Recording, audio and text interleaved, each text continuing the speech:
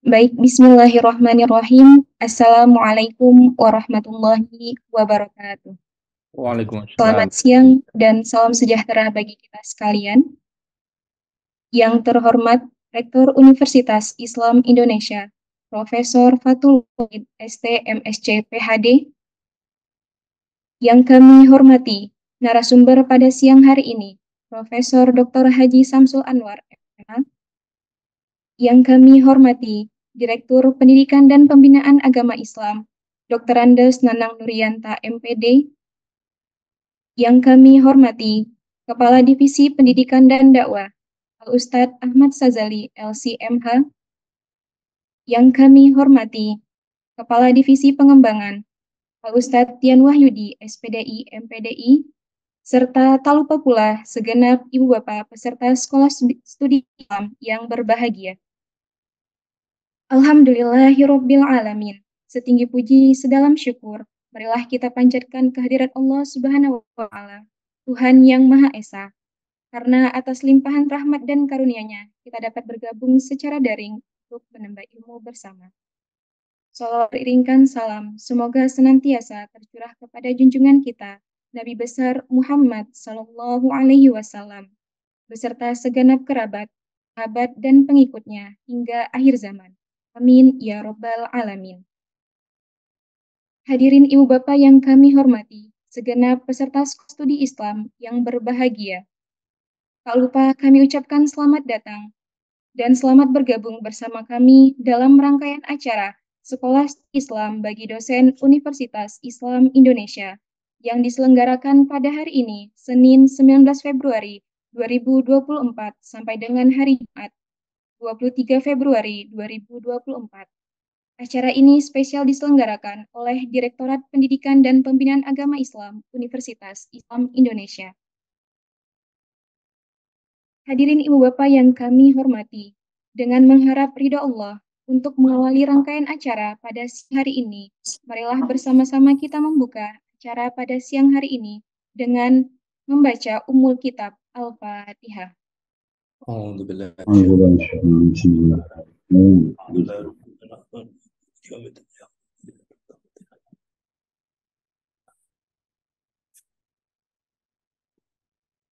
Amin, amin ya Robbal Alamin. Ibu Bapak hadirin yang kami hormati, selanjutnya marilah kita simak dengan seksama sambutan sekaligus yang akan membuka acara Sekolah Studi Islam pada siang hari ini secara resmi, yang akan disampaikan oleh Rektor Universitas Islam Indonesia. Kami mengundang dengan hormat kepada Profesor Fatul Wahid, ST, MSc, PhD, waktu dan ruang Zoom. Disilakan. Assalamualaikum warahmatullahi wabarakatuh. Waalaikumsalam warahmatullahi wabarakatuh. Waalaikumsalam warahmatullahi wabarakatuh. Hamdan wa syukran lillah, syalatan wa salaman ala rasulillah, la hawla wa la quwata illa billah. Rabbi israh li sadri wa yassir li amri wahlul 'uqdatam min lisani yafqahu qawli. Yang saya hormati Al-Mukarram pemateri dari Sekolah Studi Islam siang ini, yang terhormat Profesor Dr. Haji Syamsul Anwar, MA. Terima kasih Prof. Syamsul yang sudah berkenan hadir. Ya. Sama-sama. Yang saya hormati kolega saya, Direktur PPAI, Bapak Dr. Andes Nanang Nurianta, MPD, dan semua jajaran dan tim.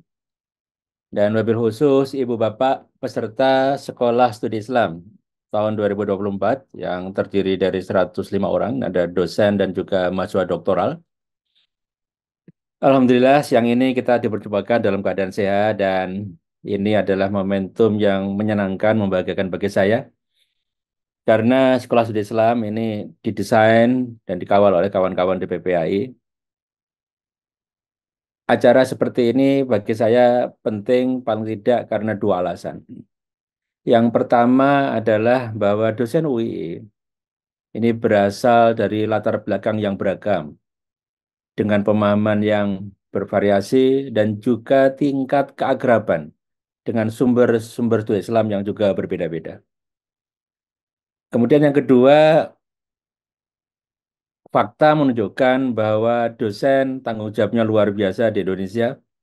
Dan saya termasuk yang percaya bahwa tidak semua dosen, karena beban yang melekat dari semua tanggung jawab itu, mudah untuk mengalokasikan waktu, meluangkan waktu dan energi untuk terus belajar, membaca, menyimak, menghadiri majelis keilmuan, dan terlibat dalam diskusi misalnya.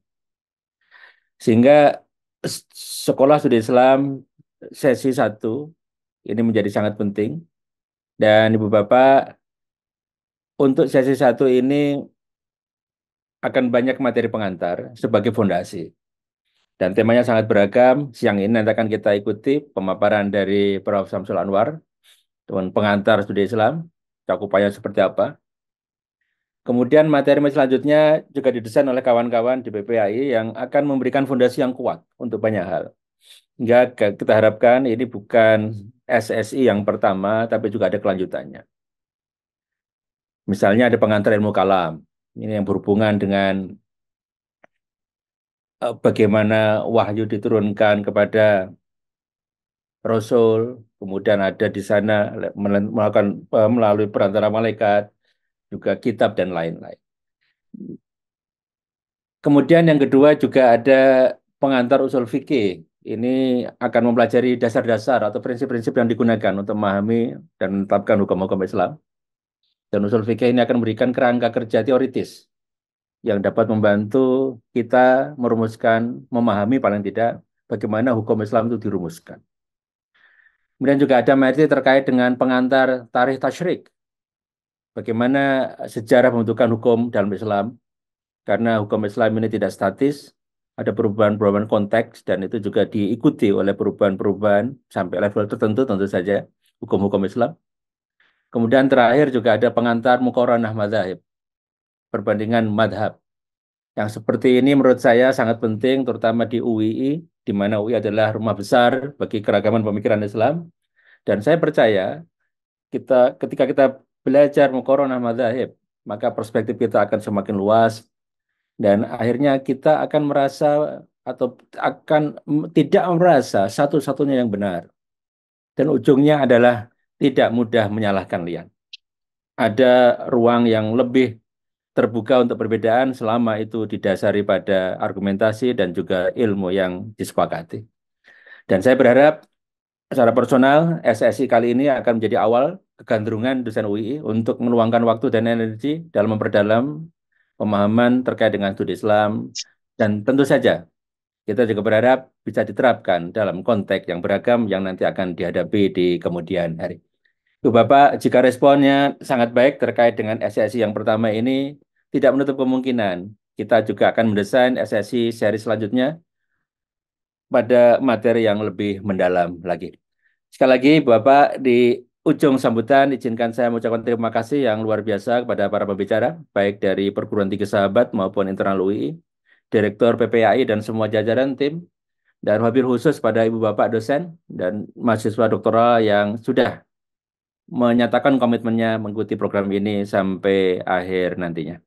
Semoga Allah meridhai UI dan kita semua. Mari Bapak dengan mengharapkan kemudahan, kelancaran, dan keberkahan dari Allah, kita buka bersama acara ini dengan lafaz basmalah. Bismillahirrahmanirrahim. Bismillahirrahmanirrahim. Terima kasih. Wassalamualaikum warahmatullahi wabarakatuh. Waalaikumsalam warahmatullahi wabarakatuh. Jazakumullah khairan, Ustaz. Terima kasih kami haturkan kepada Profesor Fathul Wahid, ST, MSc, PhD, yang telah memberikan sambutan dan sekaligus membuka acara pada siang hari ini. Ibu Bapak hadirin yang kami hormati, kita pada inti acara hari ini. Marilah kita ikuti dengan seksama pemaparan materi pengantar studi Islam pada hari ini dengan narasumber Profesor Dr. Haji Samsul Anwar, MA. Pada sesi kali ini akan dipandu oleh seorang moderator, yaitu Al-Ustadz Dian Wahyudi, SPDI, MPDI, dan merupakan Kepala Pengembangan Direktorat Pendidikan dan Pembinaan Agama Islam Universitas Islam Indonesia. Kepadanya disilakan. Monggo Ustadz. Baik, terima kasih Mbak Suci. Assalamualaikum warahmatullahi wabarakatuh. Waalaikumsalam Waalaikumsalam warahmatullahi warahmatullahi wabarakatuh. wabarakatuh. Alhamdulillah wassalatu wassalamu ala Rasulillah wa ala alihi wa sahbihi wa man walah. Rabbi shrah li sadri wa yassir li amri wahlul 'uqdatam min lisani yafqahu qawli wa ba'd.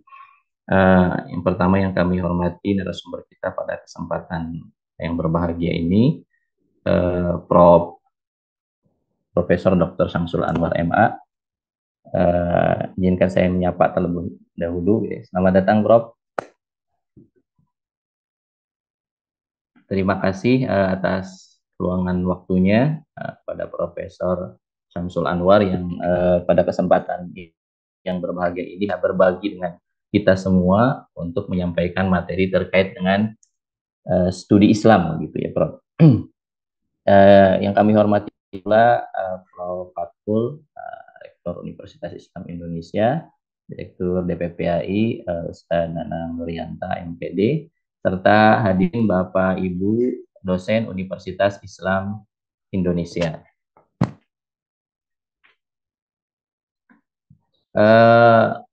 Bapak Ibu sekalian, yang pertama tentu kami mengucapkan terima kasihnya kepada semuanya, gitu ya. Pertama tadi kepada Prof. Syamsul Anwar, yang kedua kepada Bapak Ibu sekalian peserta sekolah studi Islam yang mengikuti acara pada kesempatan yang berbahagia ini. Sebagai informasi saja, tadi mungkin di awal sudah disampaikan oleh Prof. Fatkul, gitu ya, yang telah mendaftar untuk mengikuti sekolah studi Islam ini kan sudah mencapai 105 peserta, yang itu terdiri dari beragam prodi, gitu ya. Alhamdulillah, dan kami ucapkan terima kasih. Kemudian yang kedua, program ini bekerja sama antara DPPAI dengan program studi tafakuh, gitu ya. Pusat Studi Tafakuh. Dan alhamdulillah ini kita akan menyelenggarakan sampai hari Jumat, dan ini sebagai materi pembuka, gitu ya. Materi pembuka diawali dengan pengantar studi Islam, gitu ya. Jadi tadi mungkin juga sudah disampaikan oleh Prof. Fatkul, gitu ya, bahwa sekolah di Islam ini mungkin masih bersifat umum, gitu ya, dan masih mukadimah, gitu ya.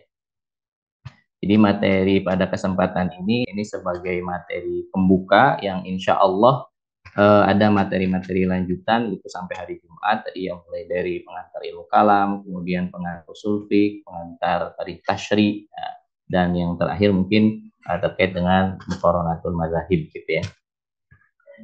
Izinkan terlebih dahulu saya membacakan biodata singkat mungkin, gitu ya, karena saya kira Prof. Anwar ini termasuk yang sudah masyhur insya Allah, gitu ya. Tapi singkat saja, mungkin ini narasumber kita pada kesempatan kali ini adalah dosen prodi ilmu syariah, Fakultas Syariah dan Hukum Universitas Islam Negeri Sunan Kalijaga, gitu ya. Beliau juga pernah menjadi ketua Majelis Tarjih dan Tajdid, gitu ya, mulai dari tahun 2005 sampai 2015, gitu ya. Dan saat ini menjadi salah satu pimpinan Muhammadiyah, ya, ketua Muhammadiyah bidang tarjih dan tajdid, gitu ya. Insya Allah kalau dilihat dari backgroundnya, saya kira menjadi sangat otoritatif untuk kemudian kita mengambil ilmu dari beliau. Bapak Ibu sekalian,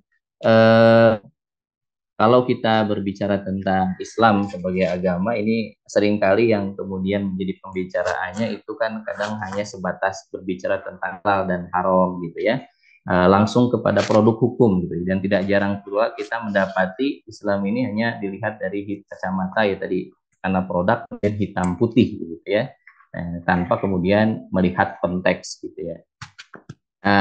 Dan tadi juga karena produk hukum ini juga kadang banyak pemikir, banyak mujaddid, gitu ya, mujtahid, sehingga produknya juga menjadi sangat beragam. Sehingga dalam konteks ini harapannya, gitu ya, Bapak Ibu sekalian, kita semua dengan belajar dan mengikuti studi Islam ini, kita tidak hanya kemudian melihat Islam ini hanya sebatas hitam putih produk hukum gitu ya, tanpa memahami konteks, tanpa melihat sumber gitu ya, tanpa memahami metode dan pendekatannya. Nah, dengan mengikuti sekolah studi Islam ini harapannya ya kita semua bisa kemudian memahami Islam dengan lebih baik begitu ya. Ya, tidak hanya kemudian hanya sebatas produk hukum saja, tetapi juga walaupun mungkin ini masih secara umum karena masih mukadimah semuanya begitu ya, harapannya nanti ada seri-seri berikutnya begitu ya. Jadi tidak hanya sebatas tadi ya terkait dengan produk hukum, tetapi juga kita memahami sumber, pendekatan, metode yang kemudian diperlukan di dalam studi Islam. Baik Bapak Ibu sekalian yang dirahmati Allah Subhanahu wa taala, ya, langsung saja kami haturkan ini ke Prof. Syamsul Anwar. Prof, gimana kabarnya, sehat? Alhamdulillah Alhamdulillah. sehat. Baik, Berkat doanya. alhamdulillah. Baik, langsung saja Prof, kami persilahkan waktu 40 ini jam 17 saya kira nanti boleh 45 menit mungkin untuk memaparkan materi, nanti 30 menit untuk diskusi gitu Prof. Iya, baik. Terima kasih. Monggo silakan Prof. Ya. Kami haturkan. Tolong dihidupkan share screen-nya ini. Saya nggak bisa nge-share ini. Host disable participant screen sharing ini. Belum dikoneksikan itu. Sudah. Sudah.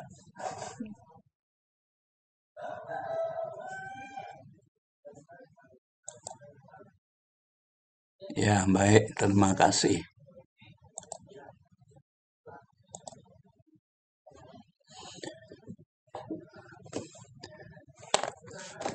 Assalamualaikum warahmatullahi wabarakatuh.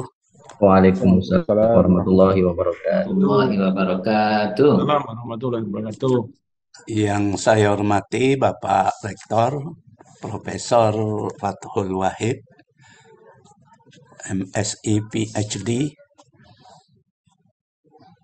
Yang saya hormati moderator serta para peserta sekolah studi Islam yang berbahagia sekalian.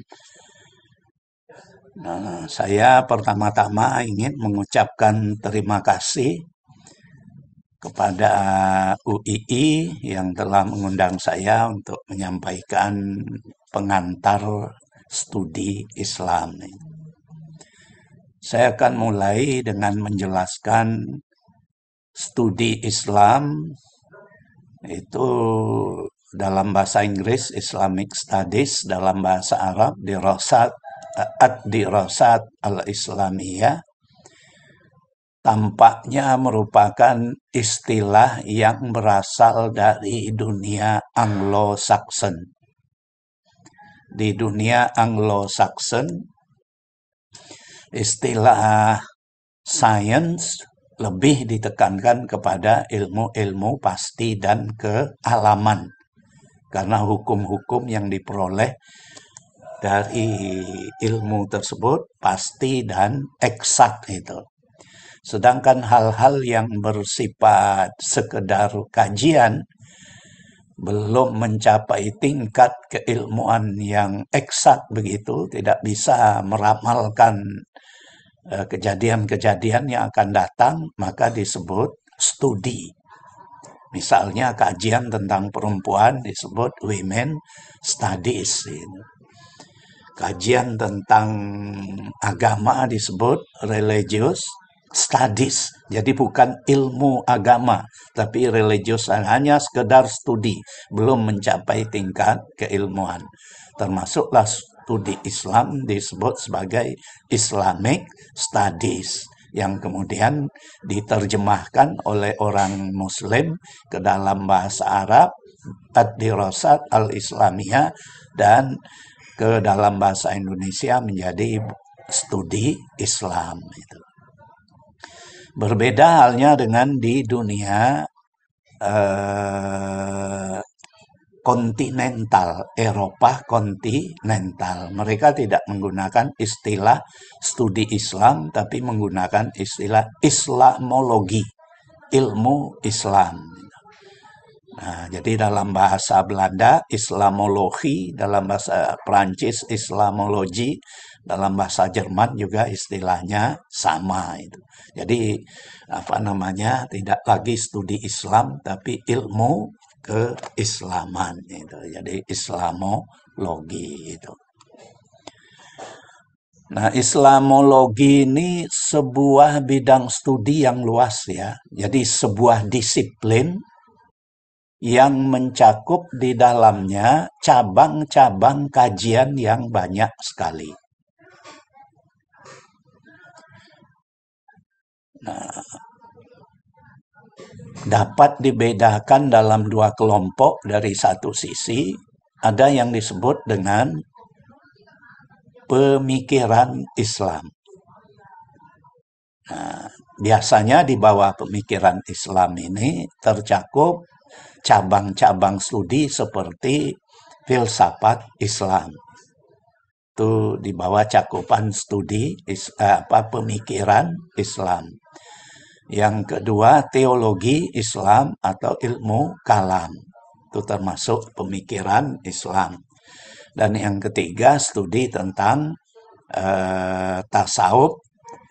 Itu juga termasuk cabang studi pemikiran Islam.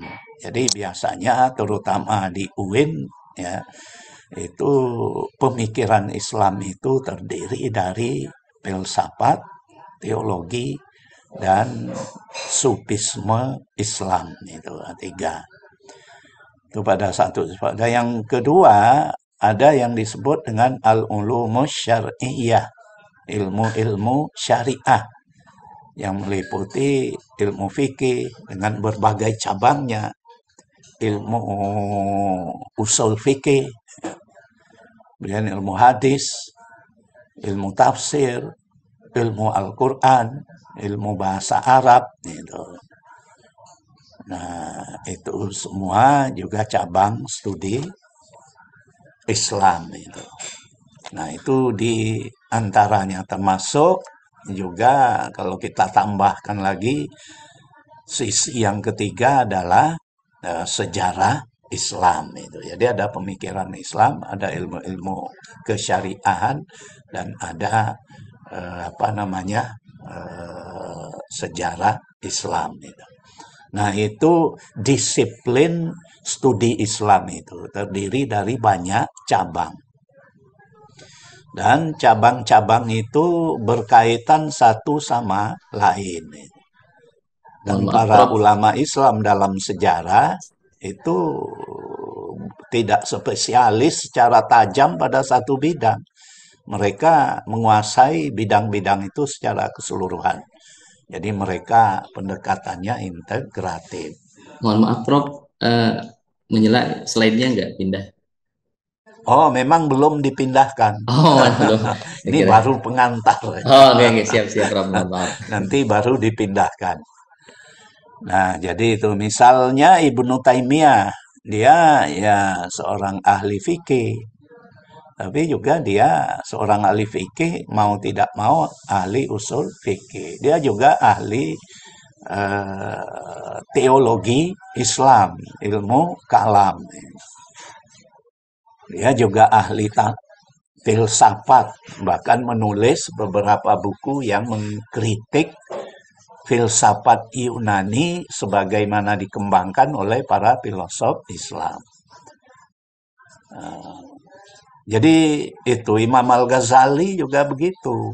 Dia tidak hanya seorang tasawuf, tidak hanya seorang ahli fikih dan usul fikih yang banyak sekali karyanya tentang itu, tapi juga beliau adalah seorang filosof itu. Nah, jadi itulah. Jadi studi Islam itu satu disiplin yang luas, sehingga karena itu model pengkajiannya ya harus interdisiplin. Artinya cabang-cabang ilmu dalam disiplin itu harus terkait satu sama lain itu. Jadi seperti itu. Baik, kita ini baru pindah slide-nya. Mengkaji Islam. Menurut saya kita mengkaji Islam itu ada dua hal. Jadi pertama mengkaji Islam dalam realitas. Islam dasain.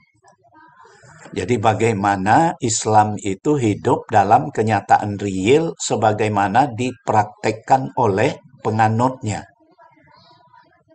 Nah, kajian Islam dalam realitas itu bisa dua lagi, ada dua cabang. Pertama, realitas masa lalu. Bagaimana kenyataan umat di lapangan di masa lalu. Nah, ini dikaji dengan pendekatan historis atau sejarah sehingga ada disiplin tersendiri yaitu sejarah umat Islam atau lebih singkat lagi sejarah Islam dan kadang-kadang diberi nama sejarah peradaban Islam. Itu mengkaji Islam dalam realitas. Jadi Islam sebagaimana adanya. Islam sebagai tampak dalam praktek. Nah, yang kedua, realitas masa kini. Yang pertama tadi Islam di masa lalu, kalau ini Islam dalam realitas masa kini. Nah, Islam dalam realitas masa kini ini yaitu ya potret dan kondisi umat Islam sekarang. Bagaimana umat Islam itu dalam kenyataan sekarang?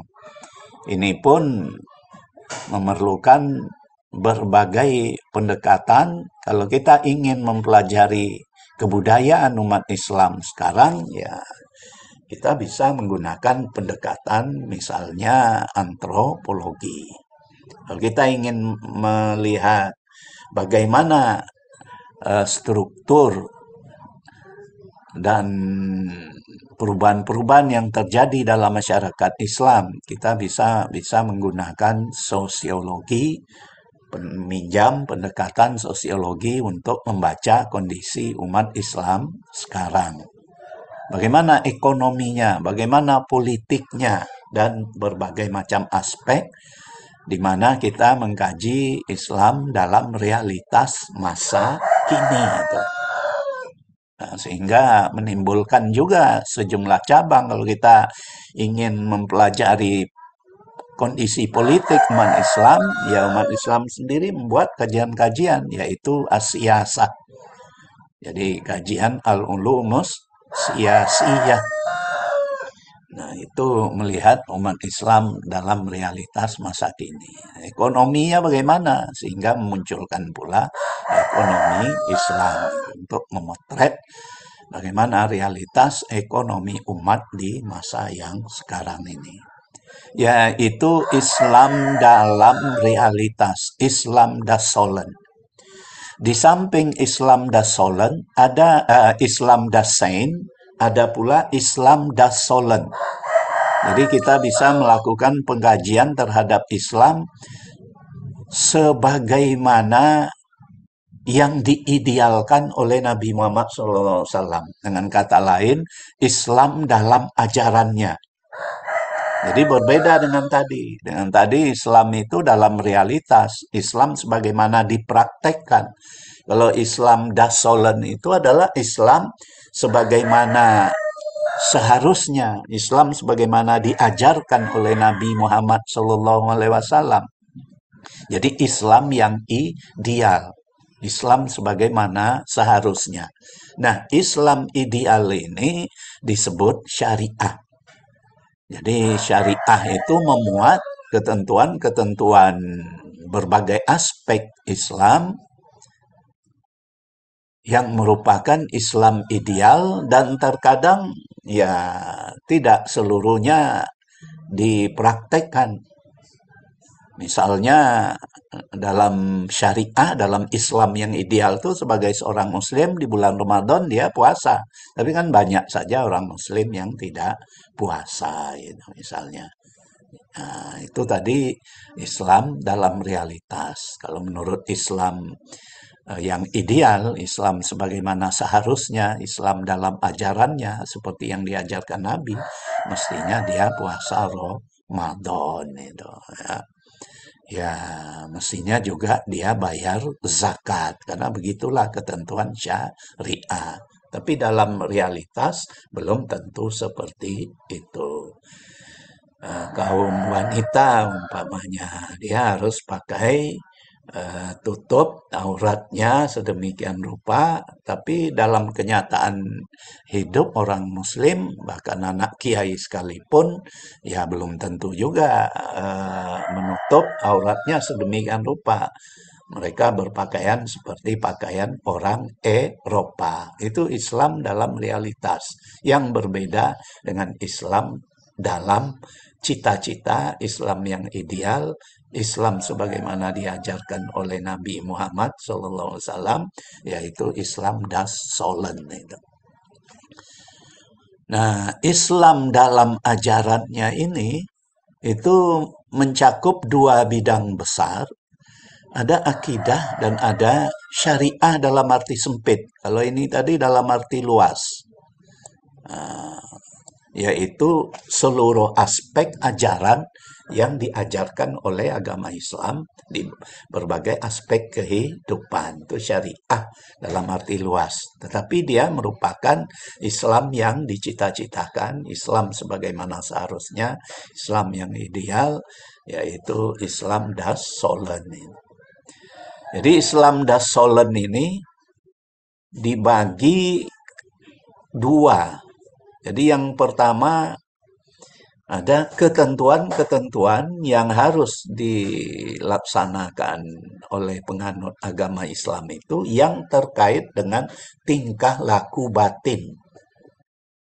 Jadi ada norma-norma yang mengatur tingkah laku batin itu. Yaitu apa yang harus kita percayai, apa yang tidak boleh kita percayai, seperti angka 13 umpamanya sial, atau angka 4 juga sial ya gitu. Sehingga hotel kadang-kadang dari angka 3 langsung ke angka 5 itu. Karena dianggap angka itu 13. Begitu juga nomor kursi di pesawat, nomor 12 langsung 14. Enggak ada 13-nya itu. Karena dianggap sial itu. Tapi ada pula orang yang melawan anggapan yang kesialan itu dengan mengangkat jumlah pemimpinnya itu 13 itu, yang dipilih 13 orang itu. Sementara orang lain takut dengan angka 13, ini anggaran dasar organisasinya mewajibkan memilih 13 itu. Ya itu tadi. Jadi itu kepercayaan. Termasuk di dalamnya kajian-kajian tentang rukun iman itu ya. Nah ini disiplin ini biasanya dikaji dalam ilmu tauhid gitu ya, atau ilmu kalam itu. Jadi menimbulkan cabang kajian.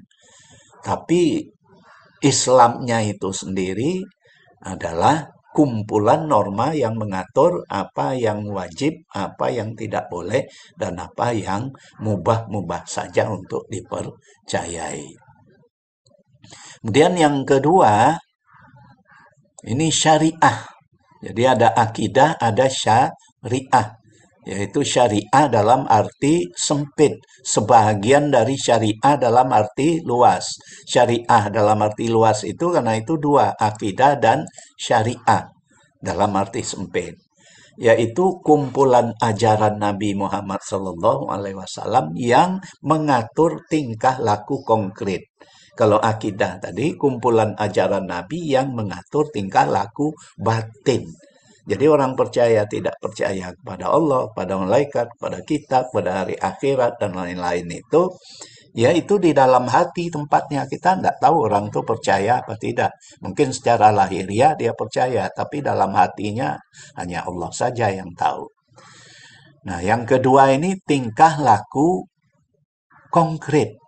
Jadi tingkah laku yang dilaksanakan secara aktual dan dapat dilihat dengan mata. Misalnya orang beribadah, sholat, itu dapat dilihat dengan mata. Nah, syariah dalam arti sempit ini dibagi 3, yaitu akhlak, ibadat, dan muamalat. Yaitu kumpulan norma, akhlak itu kumpulan norma yang mengatur tingkah laku juga, tetapi dari segi nilai-nilai etiknya. Ibadat kumpulan norma yang mengatur tingkah laku berhubungan dengan Sang Pencipta Allah Subhanahu wa Ta'ala. Muamalat dalam arti luas, kumpulan norma yang mengatur tingkah laku manusia di luar akhlak dan di luar ibadah. Ini masing-masing ini juga menimbulkan ilmu syariah, gitu. Ilmu cabang ilmu tersendiri. Nah, kadang-kadang ada orang yang syariah dalam arti luas itu tidak dibagi 2, tapi langsung dibagi 4. Akidah, akhlak, ibadah, muamalat. Nah, itu hanya soal pensistematisasian belaka itu. Nah, ini aspek-aspek ajaran Islam yang menjadi objek studi dari studi Islam tadi. Di samping studi Islam juga melihat bagaimana ajaran-ajaran normatif itu dipraktekkan di masa yang lalu maupun di masa kini dalam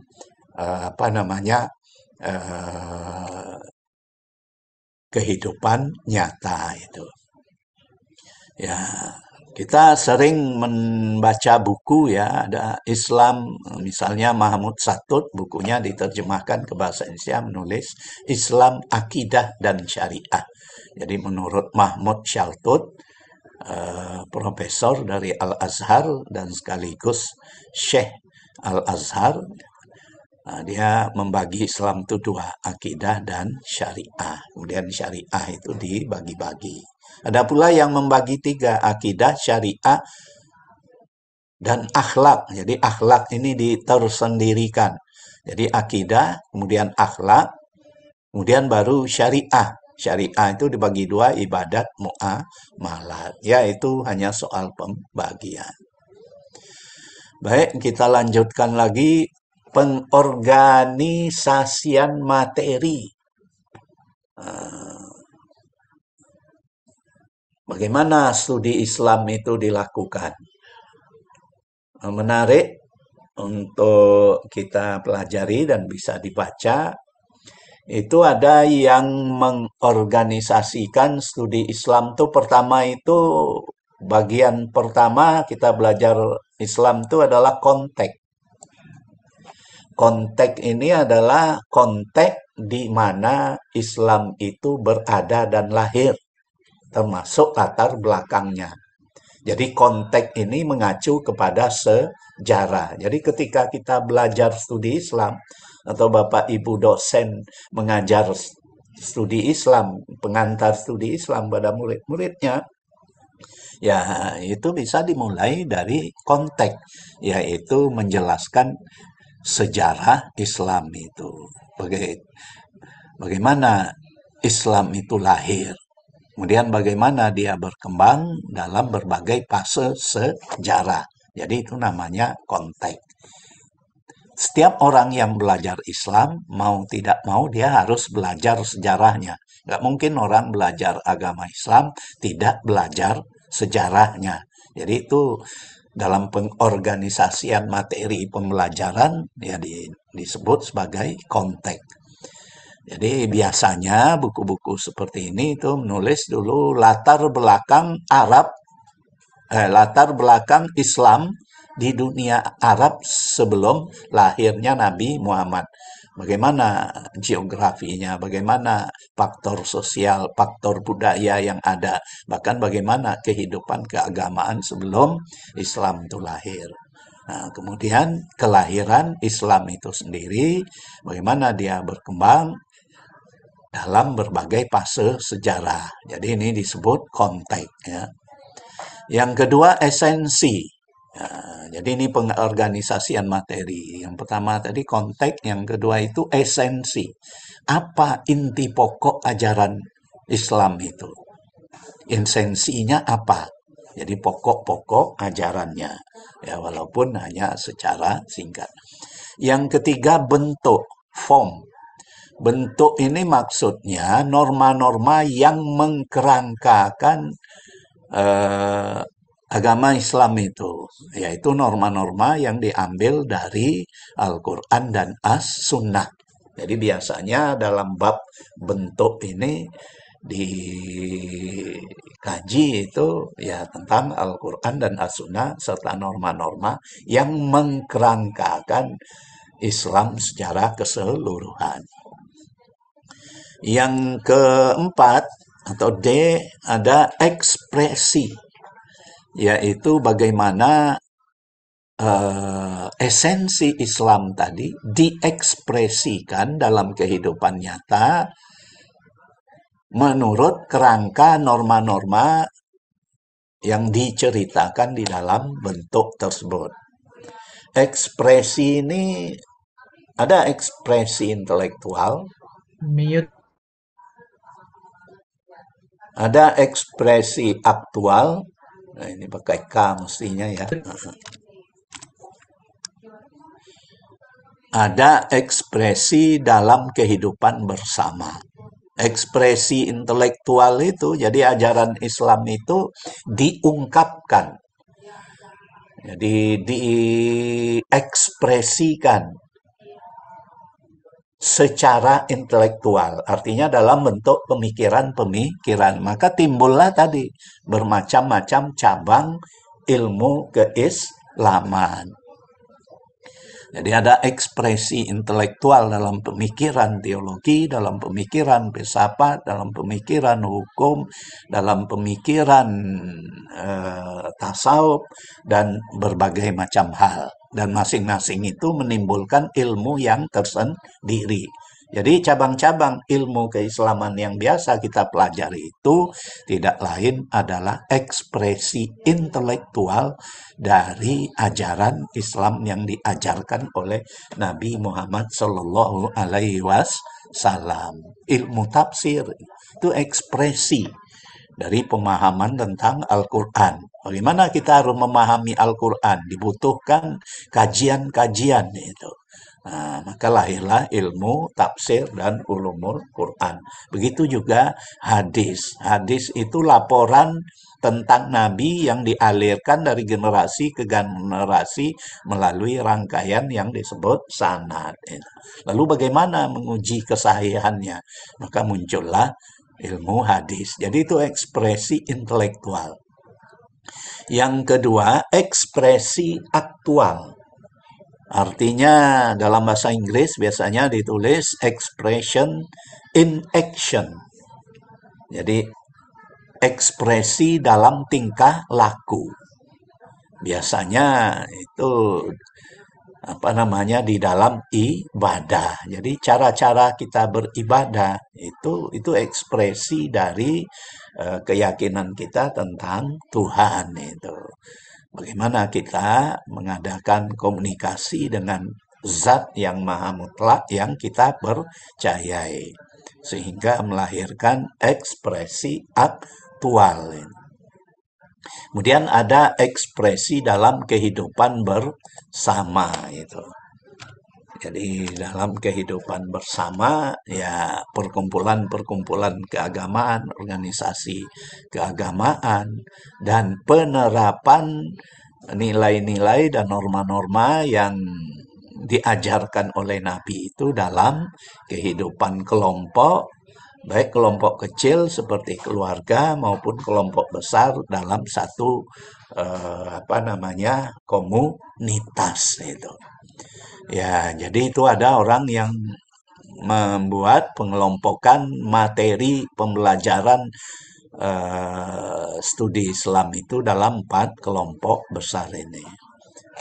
Buku yang menyebutkan cara seperti ini ada The Atlas of Islam yang ditulis oleh Profesor Ismail Al-Faruqi dan istrinya Dr. Lamia Al-Faruqi.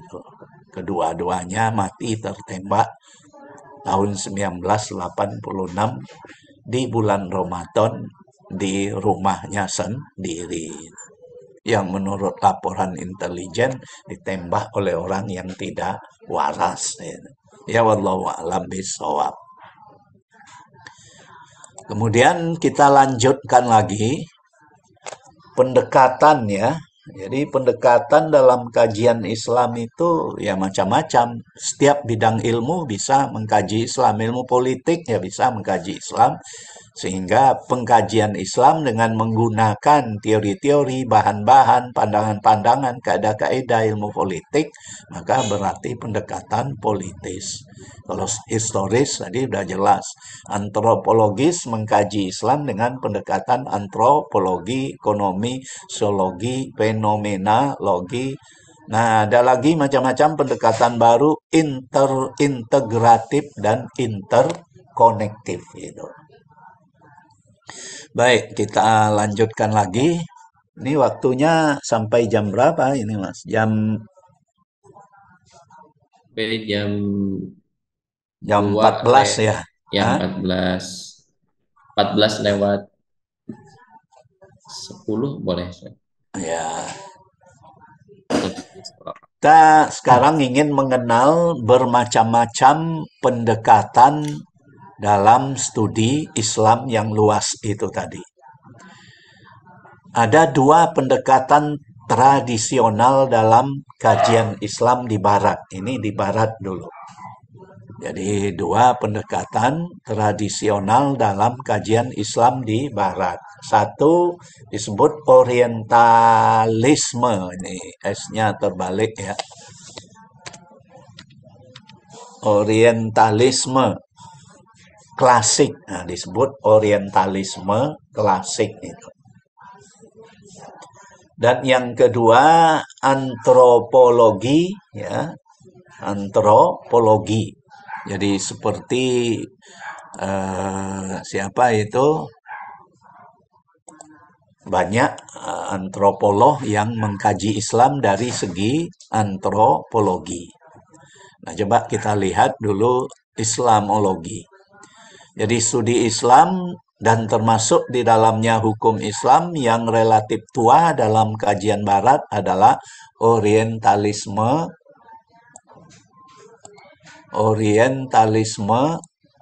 klasik ya. Orientalisme klasik dalam dunia Anglo-Saxon atau Islamologi klasik dalam dunia Eropa kontinental ya.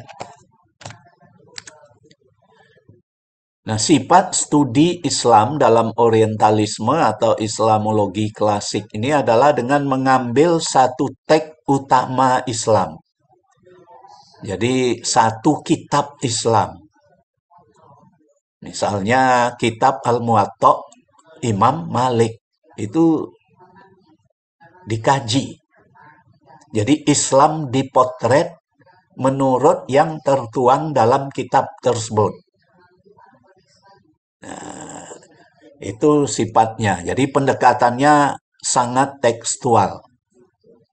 Kalau mempelajari hukum Islam, ambil satu kitab hukum Islam. Misalnya Joseph Shah itu mengambil kitab Ar-Risalah karangan Imam Asy-Syafi'i tentang usul fikih. Lalu dari kitab Risalah itu dia coba membuat abstraksi tentang bagaimana ajaran Islam tentang hukum. Nanti kalau mempelajari tasawuf Islam, ambil satu kitab tasawuf. Nanti kitab itu dikaji, lalu dari situ diabstraksikan bagaimana gambaran sufisme dalam Islam. Nah, jadi ini pendekatan orientalisme. Jadi tekstual, mengambil teks-teks tertentu. Jadi tidak semua teks itu karangan seperti Ibnul Arabi, Abdul Karim Ajili, itu Al-Ghanimi dan sebagainya lalu dikaji enggak. Jadi tapi umumnya mereka itu lebih suka satu per satu itu. Dari situ nanti dibuat satu gambaran tentang Islam itu. Jadi mengambil satu teks utama Islam, umumnya teks hukum Islam untuk dideskripsikan dalam suatu bahasa Eropa. Hal ini dilakukan demikian dalam rangka objektivitas dan ketepatan. Sebab para orientalis ini menyadari bahwa mereka adalah orang luar dari teks tersebut dan tidak punya kewenangan untuk mengintervensi teks tersebut. Kalau orang Islam yang mengkaji, ya dia bisa aja itu kan satu ijtihad. Menurut ijtihad saya begini. Itu. Tidak semestinya begitu, dasarnya ini. Itu. Nah, orientalis tidak berani begitu, karena dia orang luar. Jadi dia hanya memotret apa yang mereka lihat dalam teks itu saja. Jadi berbeda dengan orang Muslim yang merupakan bagian integral dari teks, mereka berbagi untuk mengelolanya dengan melakukan ijtihad ulang. Nggak kelihatan ini ya.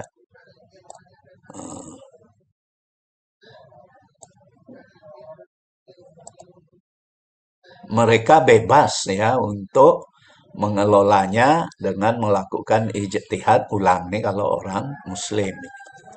Kritik terhadap pendekatan orientalisme ini karena studi orientalisme mengabaikan sejumlah hal. Pertama, Islam oral yang tidak tertulis, khususnya di kalangan bangsa-bangsa yang tidak mempunyai tulisan seperti bangsa Barbar dan beberapa suku bangsa lain di Afrika. Jadi Islam itu tidak hanya dituangkan dalam teks, tapi Islam itu dituangkan dalam praktek dan tidak ada catatannya. Nah, kalau kita ingin menelitinya, ya kita harus turun ke lapangan. Nah, itu tidak ada dalam studi orientalisme. Jadi dia mengajarkan Islam oral. Kemudian juga Islam yang dihayati dalam praktek dan tidak tertulis dan tidak terucapkan disebabkan oleh tekanan ideologis tertentu dan dominasi partai tunggal sehingga memaksa masyarakat untuk menyatakan apa yang tidak dipikirkan dan memikirkan apa yang tidak diperbuat. Ini biasanya Islam di bawah rezim-rezim otoriter di perempatan abad ke-20 itu.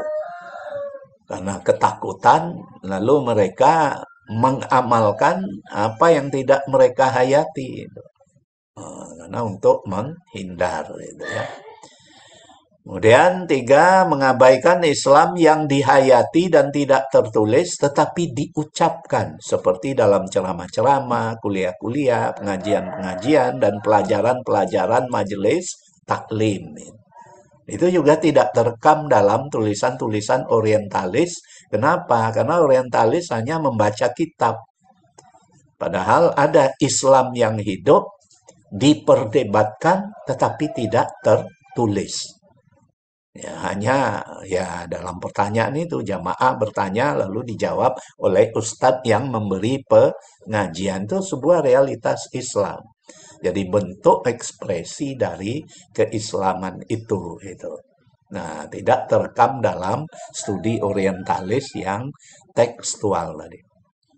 Islam dalam teks-teks non-representatif. Jadi orientalisme ini pun hanya terbatas pada kitab-kitab yang utama, kitab-kitab kecil tapi dipelajari dalam masyarakat seperti mujarobat umpama ya. Mungkin sebagian dari Bapak Ibu dulu masa kecil di kampung itu kitab pedoman agamanya mujarobat ya. Ya. Dan lain-lain kitab yang kecil-kecil itu tidak terpotret dalam studi orientalis. Itu adalah kenyataan Islam, terlepas kita menganggap itu benar atau tidak, tapi itulah Islam dalam realitas.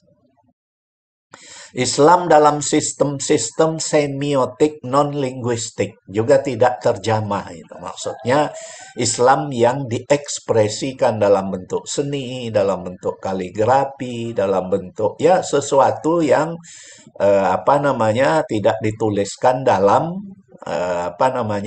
bentuk buku yang sistematis itu. Seperti dalam mitologi, dalam puisi, dalam musik, dalam tata waktu, tata ruang, arsitektur, seni lukis, dan lain-lainnya. Semua itu tidak terpotret oleh pendekatan orientalis, karena dia hanya fokus kepada teks-teks utama, mungkin teks ilmu kalam, teks ilmu tasawuf, teks ilmu hadis, teks ilmu fikih, teks ilmu usul fikih, hal-hal yang bersifat mitologi, puisi, musik, dan lain-lain, arsitektur kurang mendapat, bahkan tidak mendapat perhatian dalam studi orientalis. Inilah kritik terhadap studi orientalis itu.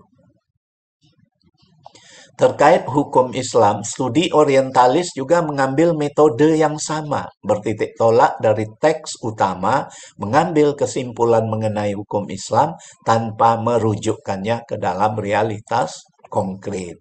Ya tadi Joseph Sah mengkaji hukum Islam, yang diambil tuh kitab Risalah karya Imam Syafi'i.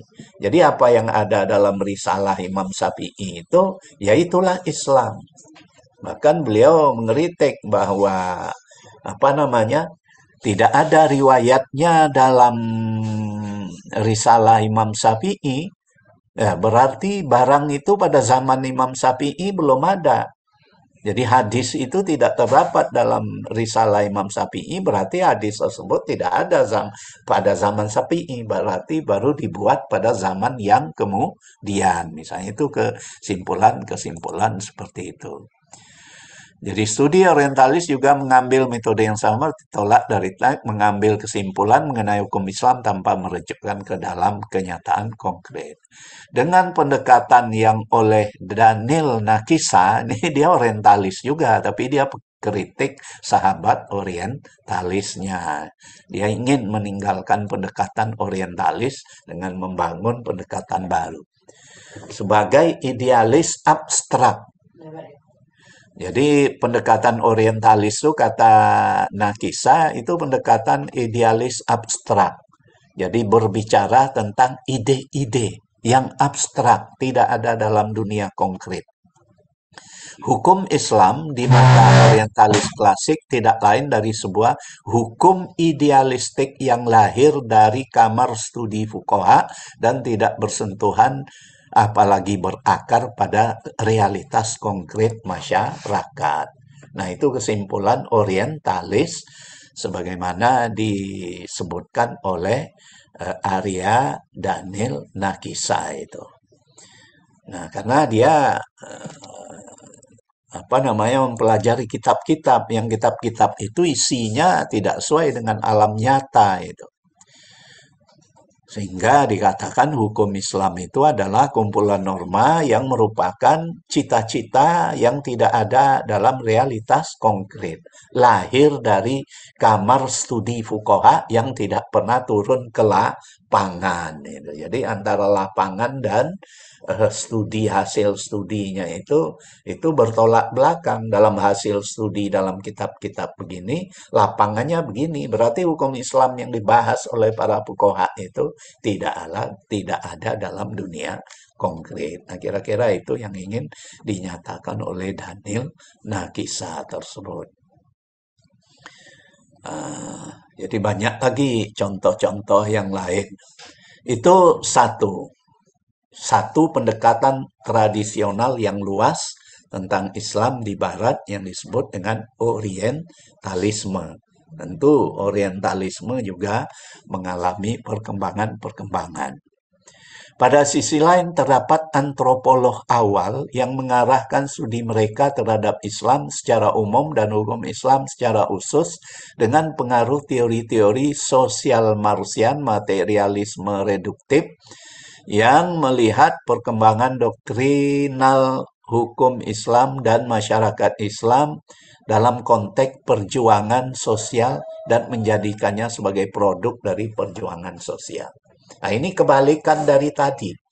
Kalau tadi yang dipotret itu Islam dalam tek-tek, sehingga kesimpulannya Islam itu tidak real, bahkan apa yang diproduksi Fuqaha tidak ada di lapangan. Kalau ini sebaliknya, menggambarkan Islam tanpa merujuk kepada teks. Islam itu lahir karena ada unsur materialisme tadi adalah perjuangan kelompok. Jadi hasil dari interaksi sosial ansih. Nah, jadi itu. Dampaknya adalah bahwa gagasan sebagai tercermin dalam teks dipandang tidak penting. Jadi kitab itu nggak penting itu. Itu tidak menggambarkan Islam yang sesungguhnya. Islam yang sesungguhnya menurut mereka ini itu yang terjadi di lapangan itu. Nah, Kisah menyatakan bahwa pendekatan seperti ini mendorong lahirnya sejumlah karya tentang Islam di Timur Tengah yang memuat klaim yang amat luas tetapi tidak ada sama sekali mengutip sumber-sumber tekstual dalam bahasa Arab itu. Murni lapangan. Ia menyebut Clifford Geertz dalam Islam Observed dan Gellner dalam Muslim Society sebagai contoh. Nah, ini orang-orang antropolog yang mempelajari Islam tanpa merujuk kepada teks. Jadi Islam yang lahir itu, di Islam yang berkembang itu sepenuhnya adalah hasil dari interaksi sosial itu. Terkait Islam di Jawa, Geertz mengatakan bahwa upacara selamatan adalah ritual pesta makan yang berbau animistik. Itu hasil penelitian Clifford Geertz yang dikritik Nakisa tadi. Bahwa Islam di Jawa itu adalah upacara selamatan di Jawa itu, kata Geertz, ya ritual pesta makan yang berbau animistik. Jadi sumbernya itu dari ajaran-ajaran yang tersisa di Indonesia, ajaran animisme itu. Nah, itulah asal mula dari upacara selamatan menurut Geertz. Woodward mengkritik Geertz bahwa analisis etnografis Geertz tersebut tidak didukung oleh informasi hasil studi tentang tradisi tekstual Islam. Nah, jadi seperti itu. Lebih lanjut, Woodward menyatakan bahwa mustahil dapat dilakukan evaluasi terhadap keislaman dan kehinduan suatu tradisi lokal tanpa melakukan analisis ritual dan adat lokal dengan dukungan pengetahuan tentang tradisi tekstual terkait masalah bersangkutan. Nah, ini kritiknya. Kalau kritik terhadap yang pertama, orientalisme tadi tak bersentuhan dengan dunia empiris.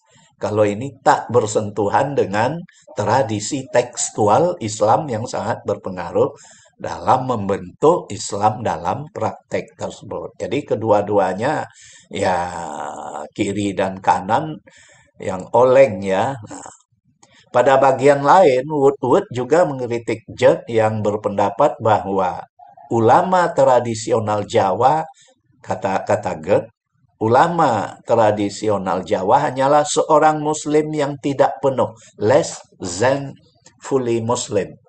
Dari Islam yang ya tidak cukup lah, Islam yang setengah-setengah itu, tidak sepenuhnya. Dan bahwa Islam di Jawa adalah lapisan tipis dari simbol yang menempel pada inti budaya animistik dan atau Hindu-Buddhis yang mapan. Jadi Islam itu hanya kulit aja di Jawa itu. Tidak ada Islam yang sungguh-sungguh. Mengutip Zamakhsyari Zopir, Woodward menegaskan bahwa Geertz tidak sadar, unaware, tentang dunia santri yang luas yang memiliki penguasaan bahasa Arab yang dalam, di mana tradisi studi teks Arab dilakukan secara serius itu. Nah, ini kelemahannya. Jadi pendekatan antropologi gaya Goethe dan teman-temannya itu kelemahannya seperti itu. Seperti kelemahan orientalis tadi yang tidak empiris, ini tidak bersentuhan dengan teks-teks yang sangat berperan dalam mengarahkan tingkah laku umat Islam. Gitu. Nah, kemudian ada slide lain ya. Nah, saya share lagi, ini untuk cepat aja. Ada pendekatan-pendekatan baru dalam studi Islam itu. Ini gimana?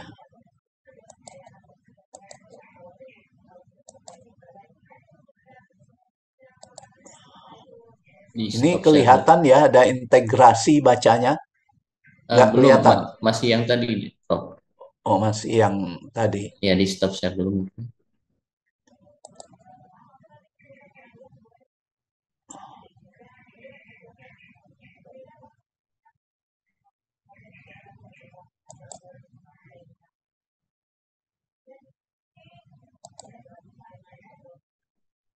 Oh, ini agak apa?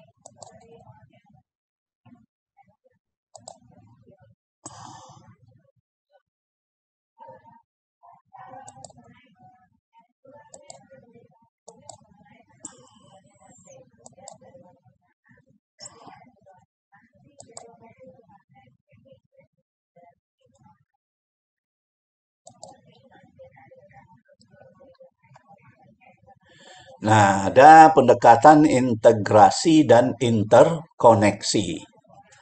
Jadi bagaimana mengkaji Islam dengan pendekatan integrasi agama ke dalam struktur keilmuan tertentu. Dan kedua, integrasi unsur-unsur keilmuan tertentu ke dalam struktur ilmu keislaman itu. Nah, belajar dari ilmu ekonomi syariah. Nah, ini satu ilmu yang integratif, yaitu bagaimana mengintegrasikan prinsip-prinsip agama ke dalam cabang ilmu tertentu. Ada 4 ranah integrasi melalui paradigma, teori, metodologi, dan prosedur. Paradigma artinya paradigma ilmu yang ada itu ditinjau kembali, dilihat sesuai apa tidak dengan Islam. Kemudian teori-teori dalam ilmu itu juga dilihat kembali apa masih perlu dipertahankan atau tidak, juga dalam metodologi dan secara teknis itu. Nah, prosesnya seperti ini. Jadi pernyataan Islam dan pernyataan ekonomi itu. Ada yang pernyataan normatif Islam tidak ada dalam ilmu ekonomi, tapi ada yang bersamaan dalam rongga ini itu. Ya, kita lanjutkan saja. Nah, sekarang ada interkoneksi. Mendudukkan ilmu tertentu secara saling menyapa dengan ilmu yang lain. Gitu ya. Saling menyapa dengan ilmu yang lain. Nah, tadi apa namanya seperti interdisiplin tadi. Jadi dalam satu disiplin yang besar, cabang-cabang studi dalam disiplin itu dilakukan interkoneksi, bahkan multidisiplin, yaitu cabang ilmu dalam disiplin tertentu dikaitkan dengan cabang lain dalam disiplin ilmu yang lain itu. Jadi secara saling menyapa. Dalam interkoneksi tidak terjadi restrukturisasi, melainkan terjadi perluasan perspektif dengan menyerap informasi pelengkap. Interkoneksi itu dilakukan ya dalam bentuk studi komplementasi. Jadi satu bidang tertentu, misalnya bidang fikih itu ya, tidak hanya bahannya dari fikih, tapi dikomplementasi, dilengkapi dengan bahan-bahan dari disiplin lain yang terkait. Ya, kalau fikih keterkaitannya ya mungkin hukum, etika, filsafat, gitu. Bahkan psikologi juga barangkali. Nah, kemudian konfirmasi kebenaran dalam satu ilmu dikonfirmasi, diuji dengan ilmu lain. Nah, ada buku yang menulis interkoneksi studi hadis dan ilmu falak. Apakah suatu hadis sohih apa tidak terkait dengan materi ilmu falak itu diuji dengan hasil-hasil hitungan ilmu falak. Jadi ini namanya konfirmasi. Jadi kita memanfaatkan bidang ilmu yang lain untuk membuat konfirmasi atas kebenaran atau hasil kesimpulan yang dilakukan dengan ilmu tertentu. Seperti hadis tadi, ini hadis ini sahih apa tidak? Karena terkait dengan ilmu falak, ya kita coba uji dengan ilmu falak. Gitu. Misalnya dalam hadis, Nabi pernah sholat hari raya pada hari Jumat. Gitu. Baik Idul Fitri maupun Idul Adha. Lalu diuji, apakah perhitungan falak menyatakan ada atau tidak hari raya di zaman Nabi itu yang jatuh pada hari Jumat. Nah, itu namanya konfirmasi. Kemudian kontribusi. Kontribusi itu bahan-bahan ilmu lain itu dikontribusikan kepada ilmu tertentu. Kemudian juga ada komparasi itu. Nah, ini tadi penjelasannya, komplementasi, data dan temuan ilmu terkait dapat melengkapi dan seterusnya. Konfirmasi memperkuat hasil temuan dalam ilmu tertentu atau malah menolak gitu ya. Yang ketiga, suatu ilmu terkait dapat menyumbangkan temuan-temuan sehingga dapat mempertajam temuan ilmu tertentu. Dan yang keempat, komparasi hasil ilmu terkait dapat menjadi bahan banding dalam analisis ilmu tertentu dengan dalam rangka perluasan cakrawala. Misalnya studi hadis itu ya dikaitkan dengan sejarah. Studi usul fikih dikaitkan dengan studi-studi filsafat hukum itu dan lain-lain. Studi tasawuf itu biasanya dikaitkan dengan analisis-analisis psikologis dan sebagainya itu. Ya, jadi saya kira itu ya yang bisa saya sampaikan secara singkat. Artinya studi Islam itu merupakan satu disiplin yang luas yang di dalamnya tercakup sejumlah kajian keilmuan. Ilmu-ilmu dalam disiplin studi Islam itu ya harus dianggap sebagai tidak terpisah satu sama lain. Oleh karena itu sifat kajiannya ya bisa saling melengkapi itu. Jadi ilmu fikih dikaitkan dengan filsafat Islam, itu dikaitkan pula dengan unsur ketasawufan dan sebagainya. Bisa juga dikaitkan dengan ilmu lain dalam disiplin yang lain sehingga menjadi multidisiplin, tidak hanya sekedar interdisiplin, tidak hanya dalam studi tersebut. Saya kira begitu, kurang lebihnya mohon maaf dan terima kasih atas perhatiannya. Mudah-mudahan tidak ngantuk ya, karena siang-siang ini memang waktu mengantuk, apalagi kalau tadi makan siangnya agak kebanyakan gitu ya. Demikian, terima kasih. Assalamualaikum warahmatullahi wabarakatuh. Waalaikumsalam warahmatullahi wabarakatuh. Baik, terima kasih atas materi yang disampaikan. Kita masuk ke sesi tanya jawab ya. Saya tidak menyimpulkan, tapi yang jelas tadi karena banyak yang saya kira mulai dari objek pendekatan gitu ya, objek kajian apa saja yang kemudian terkait dengan studi Islam gitu ya, mulai tadi desain gitu ya, Islam realitas dan kemudian ada solen gitu ya, kemudian secara ajaran yang ideal gitu ya. Nah, sampai kemudian ke tadi ke pengorganisasian, pendekatan dan seterusnya. Nah, baik, langsung saja kita buka sesi tanya jawab Bapak Ibu sekalian. Silahkan bagi Bapak Ibu peserta yang kemudian mau bertanya kepada narasumber untuk kemudian mengangkat tangan dan menyampaikan pertanyaannya. Oke, silakan.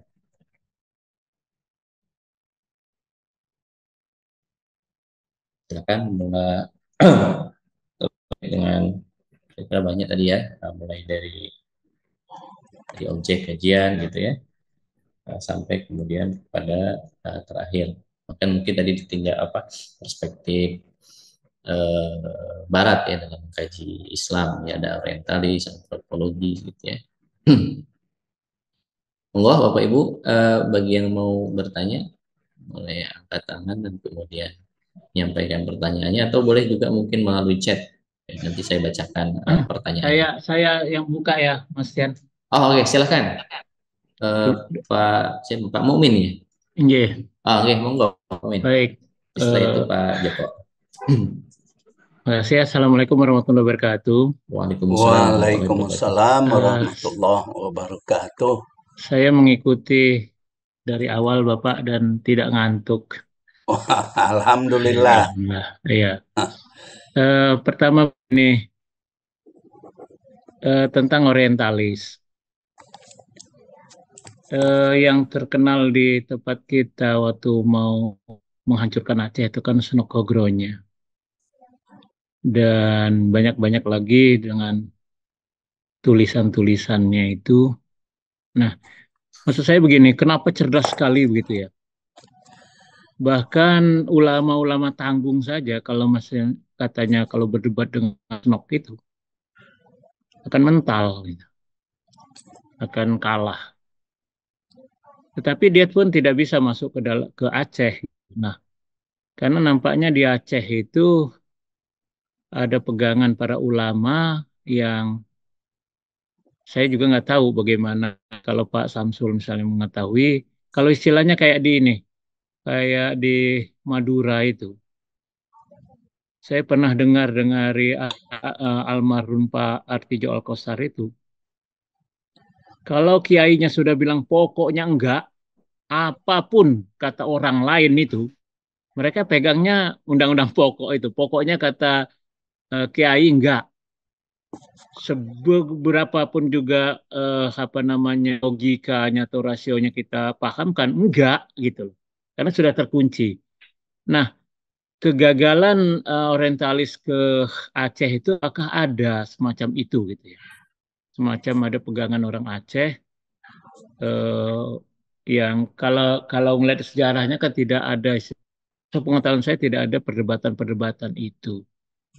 Itu yang pertama, yang tadi itu kuncinya kenapa mereka kok cerdas sekali sampai belajar bahasa Arab dan bisa ceritanya begitu, tapi nggak tahu kenyataannya. Mungkin Pak Samsul bisa menjelaskan tentang Senok itu. Yang kedua, dalam ilmu peradaban sebetulnya Islam itu kan menurut nostalgianya dari peradaban, misalnya di mana zaman pusatnya di Kairo ya, atau pusatnya di Irak ya. Tetapi ketika perang salib katanya dibakarin semuanya, sehingga kita tidak tersisa. Nah, kemunduran itu disebabkan apa ya? Karena sebelumnya itu ilmu pengetahuan itu diciptakan oleh para tokoh Islam, dan yang masih diakui oleh dunia Barat itu sepengetahuan saya hanya Ibnu Sina kedokterannya. Tetapi tentang cikal bakal pesawat, cikal bakal matematik, cikal bakal logaritma, macam itu, sekarang kan sudah terkikis. Bahkan dulu saya waktu kecil aljabar, matematik itu, tapi itu diganti bisa gitu. Tetapi kalau kedokteran, mereka nggak bisa menghilangkan itu. Kenapa gitu? Apakah jejak digitalnya nggak bisa mereka hilangkan, tetapi yang lainnya bisa? Dan saya pernah dengar, karena apa? Karena salah satu kemundurannya umat Islam itu pada mistisnya, bukan pada laboratorium ilmiahnya gitu ya. Apakah kemunduran ini juga, apakah itu penyebabnya? Sehingga kita pertanyaan selanjutnya, dari mana memulainya lagi gitu ya, supaya peradaban Islam itu jaya seperti dulu. Dikatakan abad ke-15 adalah abad kejayaan Islam. Tetapi di Indonesia sendiri, gitu ya, dua-dua periode kepemimpinan ini umat Islam mundur, justru umat Islam dikucilkan. Padahal umat Islam terbesar di dunia itu di Indonesia. Mungkin nyalinya aja yang nggak kuat. Atau belum ada tokoh yang untuk menggerakkan untuk seperti itu. Makasih, agak nyimpang, tetapi ini berupa wawasan. Saya tidak pada yang praktis-praktis tadi, karena kayaknya di buku-bukunya Ondite itu udah banyak seperti itu, Pak Samsul. Makasih, kurang lebihnya mohon maaf. Assalamualaikum warahmatullahi wabarakatuh. Waalaikumsalam warahmatullahi wabarakatuh. Prof, ini mau langsung dijawab satu dulu atau kita tampung dulu? Ya, mau ditampung juga bisa itu. Oh, baik. Oke, kita tampung dulu. Kemudian yang kedua, monggo Pak Joko. Pak Sumarjoko. Oke. Assalamualaikum warahmatullahi wabarakatuh. Waalaikumsalam warahmatullahi wabarakatuh. Terima kasih Prof. Syamsul dan Pak Moderator. Saya memang suka dan studi Islam ini bagian daripada studi saya. Pertama, saya ingin melihat bagaimana Prof. Syamsul untuk memotret hubungan Helenisme, ya, pengaruh Helenisme dalam pemikiran Islam. Karena kebanyakan orientalis itu banyak yang mengkaji relasi antara budaya Helenisme ke dalam pemikiran Islam. Nah, itu mohon penjelasannya Prof. Terima kasih. Oke, terima kasih, Prof. Mungkin dua itu dulu, ya.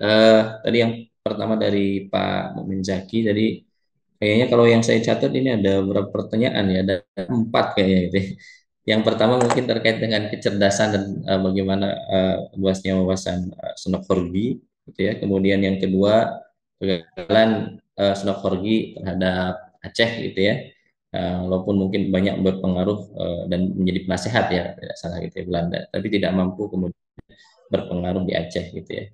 Kemudian yang ketiga, kenapa sih kemudian di Barat itu yang terekam gitu ya, terekod itu hanya tokoh-tokoh tentu saja yang diakui Barat gitu, seperti tadi salah satunya Ibnu Sina gitu ya, dan beberapa yang disampaikan tadi. Kemudian yang keempat, mungkin apa ya, apa yang bisa dilakukan dalam kemudian membangun kembali peradaban Islam gitu ya, Pak Mukmin. 4. Nah, yang ketiga tadi terkait dengan bagaimana potret pengaruh Helenisme terhadap pemikiran Islam. Monggo, Prof. Ya, baik, terima kasih. Pertanyaan yang tidak mudah dijawab ya. Ya, yang pertama kita ucapkan terima kasih kepada Pak Mukmin Zaki ya, yang ada beberapa pertanyaan.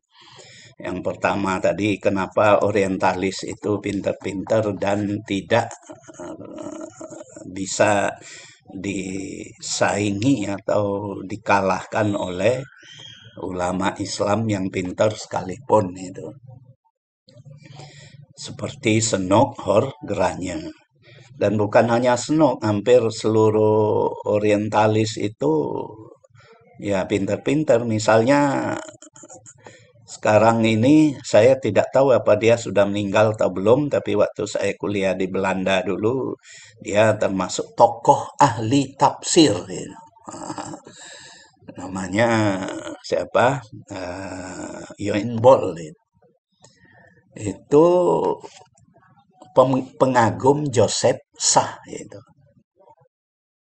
Nah, dan sampai sekarang tulisan-tulisannya ada orang Muslim yang ingin membantah, tapi ya menurut penilaian orang Barat, bantahan-bantahan itu ya belum cukup terbantahkan.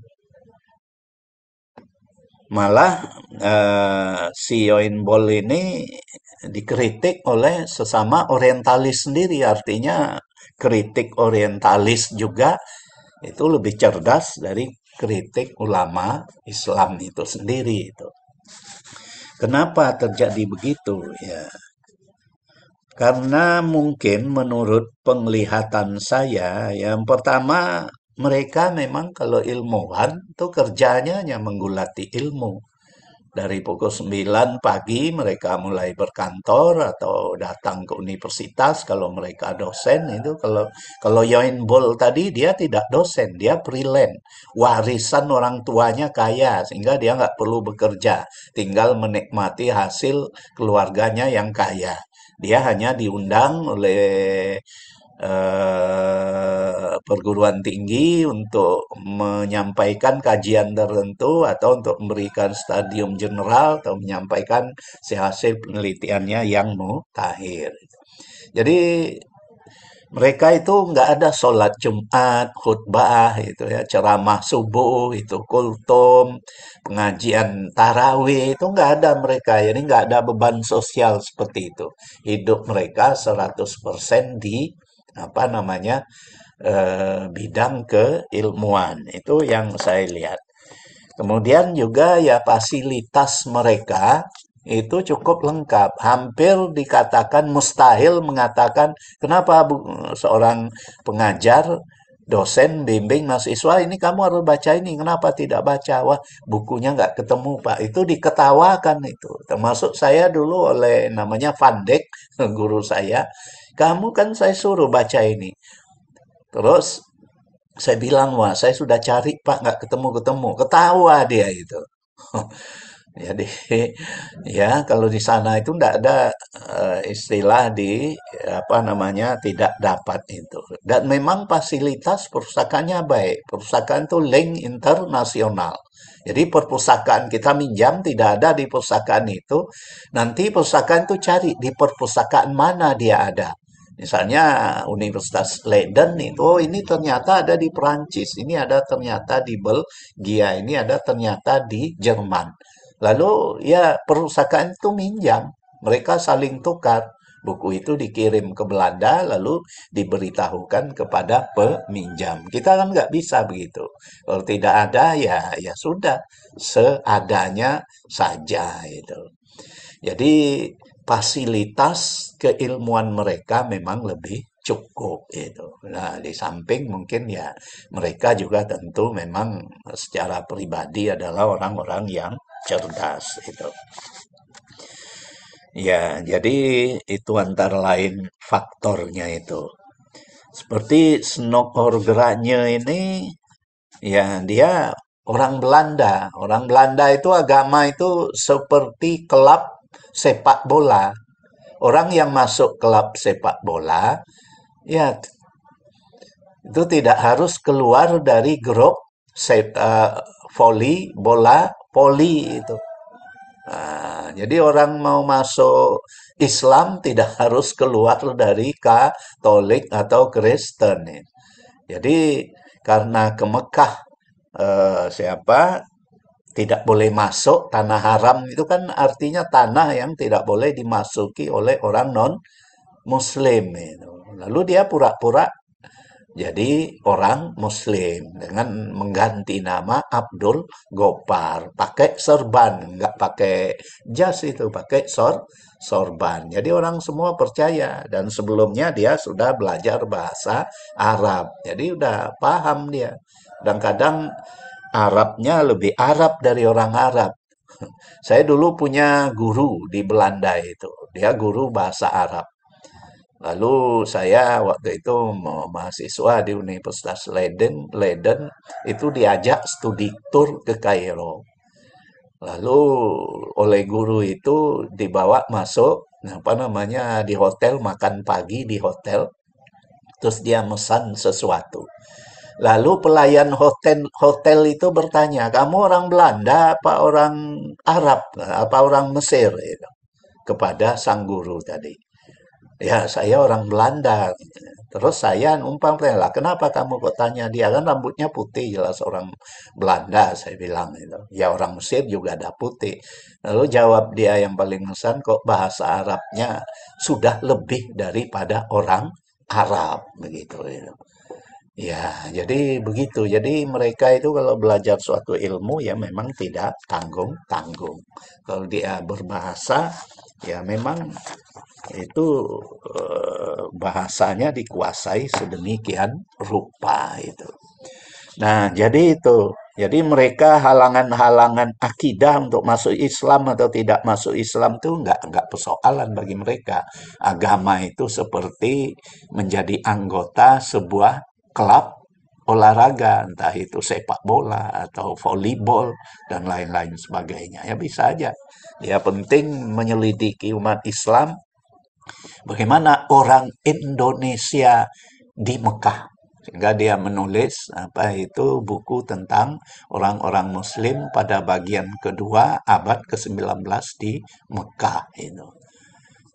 Disertasinya Senok ini tentang haji. Jadi Mekkan Feast, pesta Mekah. Jadi dia haji itu dia anggap pesta Mekah itu. Itu jadi seperti itu. Jadi barangkali karena itu mereka itu ya di samping ada kecerdasan pribadi, mereka relatif punya waktu yang luang, tidak terbebani oleh pekerjaan-pekerjaan sosial seperti kita. Kita pagi subuh udah ceramah, nanti maghrib ceramah lagi, belum lagi besok ada pengajian ibu-ibu. Itu macam-macam lah itu, sehingga waktu kita pulang ke rumah sudah loyo. Tidak fit lagi ketika membaca. Membaca sih membaca, tapi sudah lemah daya tangkapnya karena sudah lelah itu. Ya, jadi antara lain seperti itu. Kemudian tentang Islam pernah mengalami kejayaan dan kenapa mundur. Memang betul itu, dan orang Inggris sendiri mengakui jadi kebudayaan Islam. Jadi sejak abad ke-9 sampai abad ke-14 itu kejayaan dunia Islam dari segi pengembangan ilmu pengetahuan itu. Nah, jadi banyak sekali karya-karya keislaman tentang ilmu dan itu dicatat oleh orang Barat. Saya menulis Islam dan perkembangan ilmu ya. Itu saya menemukan buku yang ditulis tahun 1930 itu dalam berbagai cabang ilmu itu dicatat ahli-ahli ilmu keislaman. Termasuk Al-Khawarizmi yang namanya kemudian menjadi dalam bahasa Inggris algoritma itu ya. Rumus-rumus matematik algoritma itu. Ya. Kenapa Islam pada zaman itu berkembang? Ada beberapa faktor. Jadi yang pertama, ajaran Islam memang mendorong perkembangan ilmu. Di dalam Quran dinyatakan bahwa orang-orang yang beriman dan berilmu itu akan ditinggikan derajatnya oleh Allah Subhanahu wa Ta'ala. Jadi ini sebuah dorongan untuk belajar ilmu. Dalam hadis, belajar ilmu itu ya jalan ke surga. Jadi man salaka tariqan yaltamisu fihi ilman sahalallahu lahu tariqan ilal jannah. Barang siapa yang menempuh suatu jalan dalam rangka mencari ilmu, maka Allah akan melapangkan baginya jalan menuju surga. Jadi ada dorongan-dorongan teologis dan psikologis untuk mengembangkan ilmu. Itu satu faktor. Yang kedua, para penguasa muslim di zaman lalu juga gandrung kepada ilmu. Gandrungnya itu kenapa? Karena dengan berkembangnya ilmu di sekitar istana dan berhimpunnya para ilmuwan di istana mereka itu memperbesar legitimasi kekuasaannya. Jadi sehingga asal terdengar seseorang yang ilmuwan itu ditawari untuk bergabung ke istananya. Jadi untuk antara lain tadi memperbesar legitimasi kekuasaannya dan dibiayai. Jadi dibiayai kehidupan mereka itu. Nah, kemudian belajar ilmu di sekolah-sekolah di zaman yang lampau itu gratis. Ini kisah dari Imam Al-Ghazali. Dia ketika kecil ditinggal mati oleh ayahnya. Dia dua bersaudara. Adiknya Ahmad, dia namanya Muhammad. Dia Muhammad Al-Ghazali, adiknya namanya Ahmad Al-Ghazali. Lalu sebelum meninggal, orang tuanya berpesan kepada sahabatnya, kalau saya meninggal, saya titipkan anak saya yang berdua ini kepada kamu untuk dipelihara, dan saya titipkan pula sejumlah kecil harta yang saya miliki untuk membiayai mereka. Hartanya itu ya tidak banyak, lalu kemudian habis. Lalu setelah habis, nggak ada biaya lagi. Sang temannya tadi pun bukan orang kaya, jadi manggil Al-Ghazali dan adiknya, Ghazali katanya, kamu mau nggak masuk pesantren supaya kamu bisa makan? Uang ayahmu sudah habis. Lalu Imam Al-Ghazali menceritakan tentang kisah dirinya, maka kami berdua dengan adiknya pun masuk pesantren. Tujuan kami masuk pesantren untuk belajar, katanya, tapi untuk sesuap nasi, katanya. Tetapi ternyata ilmu itu tidak mau dituntut dengan sepiring nasi, melainkan ilmu itu harus dituntut karena Allah. Kemudian karena dua beradik ini anak yang pintar, dari sekolah itu dia kemudian menjadi ulama dan bahkan menjadi kiai atau rektor dari perguruan Nizamiyah kemana dia dititipkan. Dan di situ gratis. Dari mana penggratisannya? Pertama, sebagian oleh para penguasa tadi, yang memang mereka gandrung dengan pendidikan, karena itu memperbesar kekuasaan dan legitimasinya. Yang kedua, wakaf-wakaf. Jadi wakaf umat Islam itu sangat banyak sekali. Mbak, saya lihat tadi Bu Siti Akhiria ya, dulu minjam buku pada saya tentang Institution of Learning in Islam in the Middle East, gitu ya. Ya, Prof. Terima kasih, Prof. Ya, jadi wakaf itu sangat berpenting.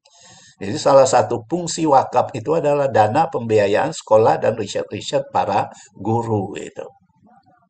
Nah, jadi itu dukungan, itulah sebabnya ilmu pengetahuan pada zaman itu maju itu. Nah, kemudian terjadi kemunduran. Kenapa terjadi kemunduran? Kemunduran itu pun bersamaan dengan kemunduran politik umat Islam secara keseluruhan di dunia.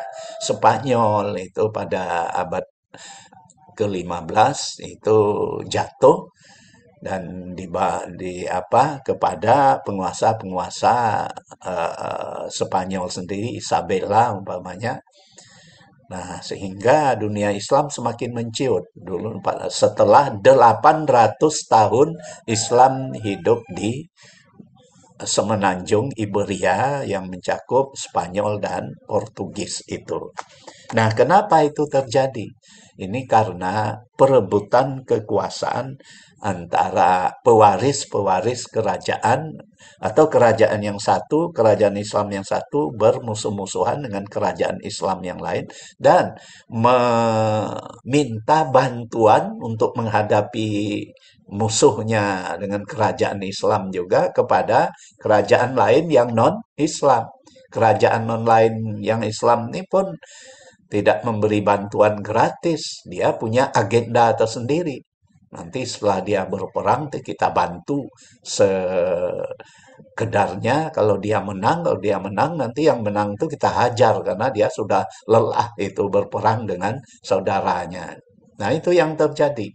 Ibnu Khaldun sendiri pun mengatakan salah satu keruntuhan ilmu pengetahuan di dunia Islam itu adalah pergerakan-pergerakan militer yang meluluh lantakkan infrastruktur peradaban Islam, sehingga banyak kota-kota besar Islam, kota-kota kebudayaan Islam yang runtuh seperti ya di berbagai negara di Afrika Utara itu faktor. Faktor yang ketiga yang tidak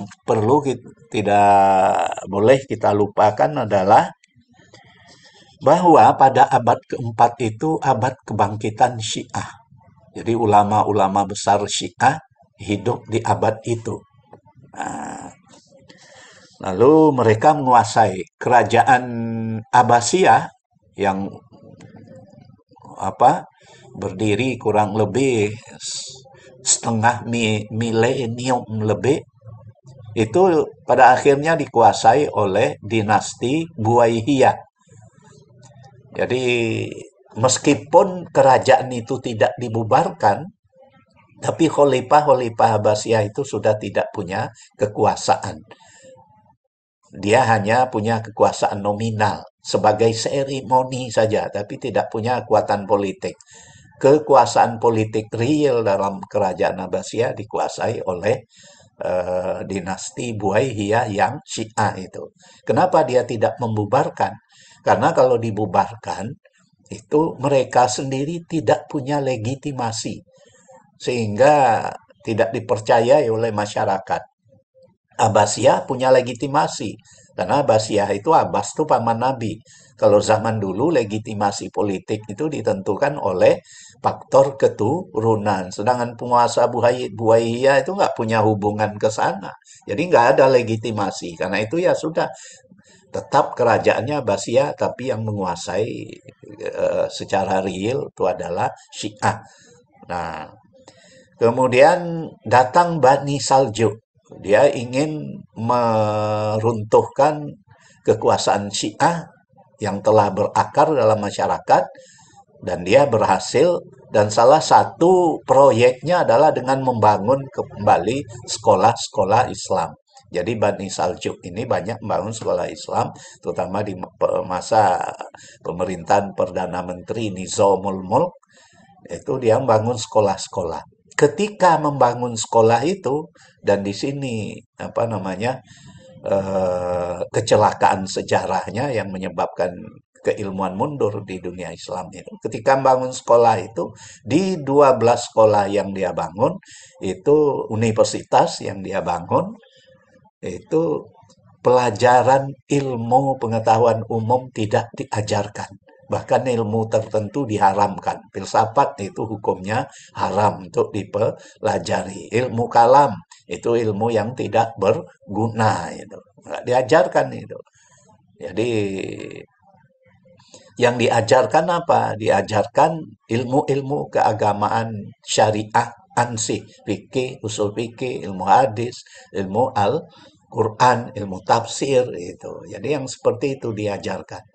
Sehingga Imam Al-Ghazali, dia jebolan sekolah Nizamul Muluk itu, menyatakan bahwa mencari dokter yang muslim saja susah katanya. Dokter-dokter itu non-muslim. Karena di sekolah-sekolah Islam, termasuk sekolahnya Al-Ghazali, ya ilmu-ilmu itu tidak dipelajari. Nah, sehingga agama itu terkooptasi oleh ilmu-ilmu yang bersifat keagamaan itu saja. Dari situlah mulai penelitian-penelitian keilmuan tadi secara lambat laun musnah. Sehingga itu ya pada akhir abad ke-15 memasuki abad ke-16 ya dunia Islam semakin tenggelam. Nah, saya menyebut peristiwa itu sebagai kecelakaan sejarah ini.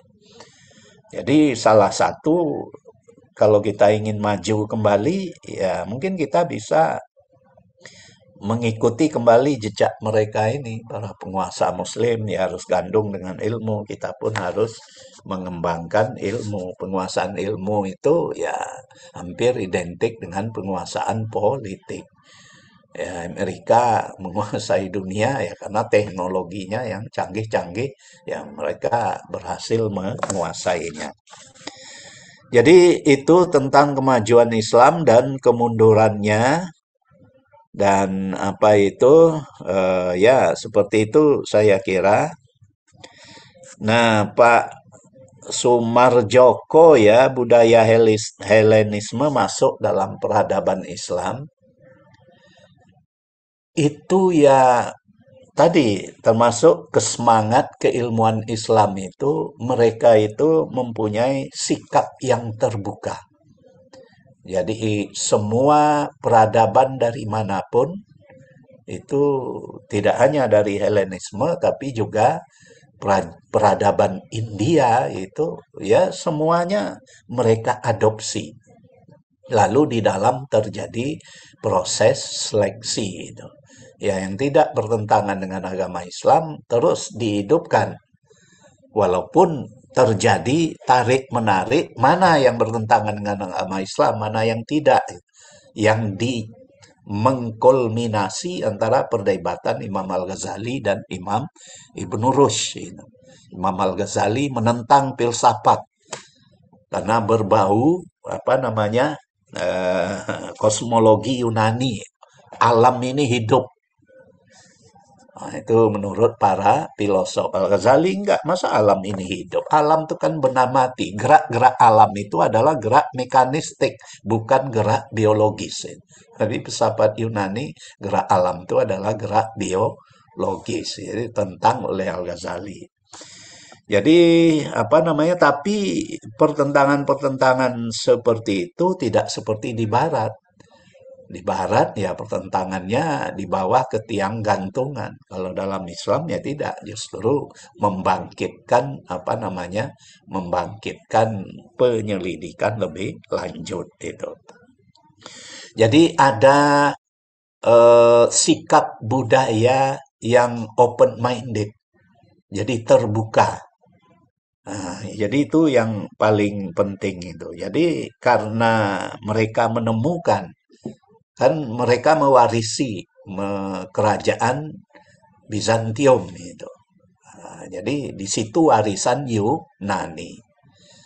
Jadi ada warisan Yunani di situ sehingga mereka temukan ya semuanya mereka manfaatkan.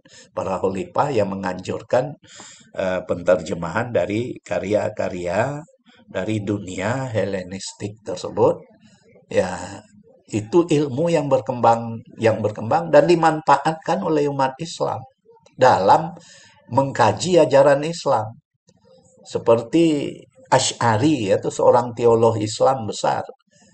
Tapi kajian-kajian teologi Asy'ari itu kan semuanya dikerangkakan dengan kerangka filsafat itu yang sudah diolah sedemikian rupa.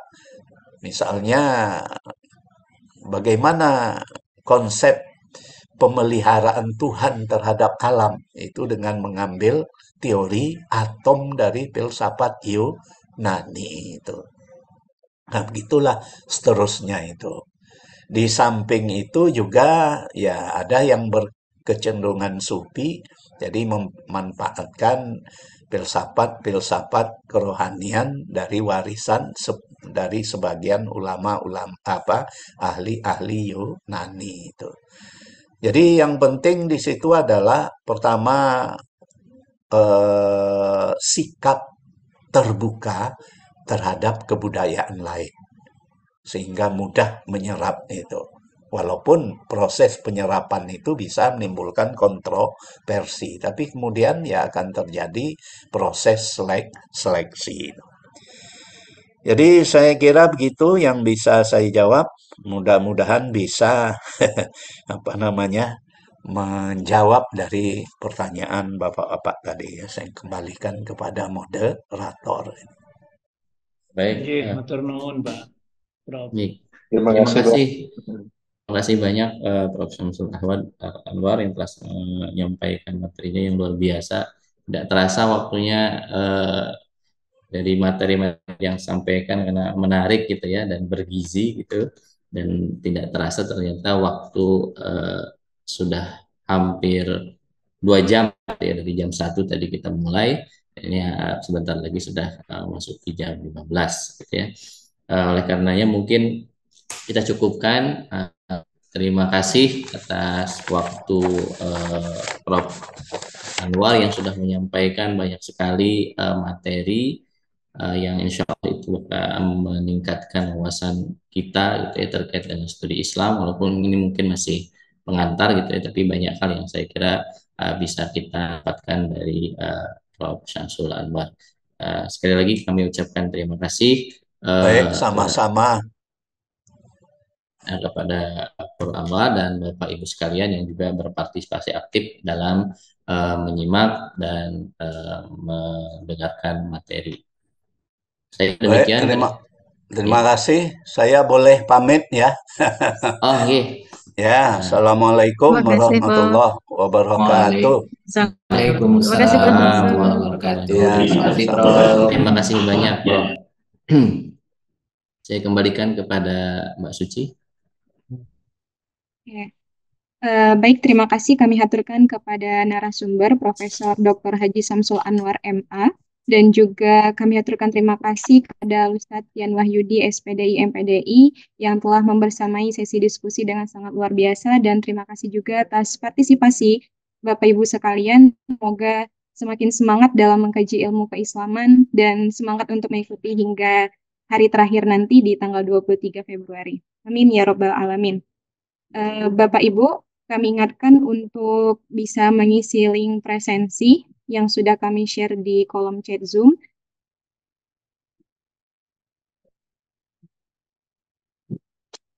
Dan kami ingatkan kembali juga untuk hari besok kita akan kembali belajar bersama dengan materi terkait pengantar ilmu kalam dengan jam yang sama di pukul 13.00. Tak lupa pula kami mengucapkan terima kasih yang tak terhingga atas kehadiran Ibu Bapak sekalian, teriring doa semoga Allah senantiasa memberikan kita kemudahan dan keberkahan dalam menjalankan tugas yang diamanahkan. Saya Suci Putriani Azhari, selaku MC dan sekaligus mewakili panitia tugas, mengucapkan mohon maaf atas salah kata dan perbuatan. Marilah kita syukuri dan juga kita akhiri dengan membaca hamdalah dan doa kafaratul majelis. Alhamdulillahirrahmanirrahim. Subhanakallahumma Baik, terima kasih Bapak semuanya. Akhirul kalam. Assalamualaikum warahmatullahi wabarakatuh. Waalaikumsalam warahmatullahi wabarakatuh. Monggo Ibu Bapak Terima yang kasih semuanya Bapak Ibu. Pamit Pak Nana. Assalamualaikum warahmatullahi wabarakatuh.